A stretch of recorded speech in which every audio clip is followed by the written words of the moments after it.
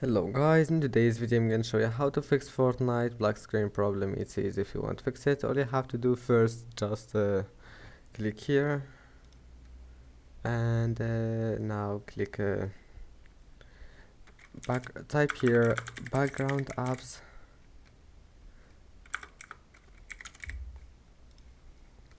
and then turn off the first option here to turn off all those applications, and now close this one and then click here and then type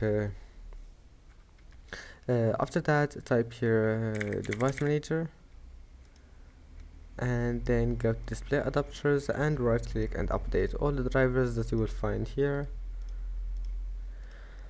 and after that click here and type startup.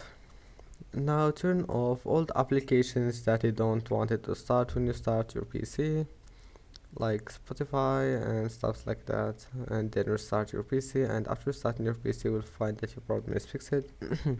And that's it for today's video. Don't forget to like and subscribe, and thank you for watching this video until the end, and see you in the next video.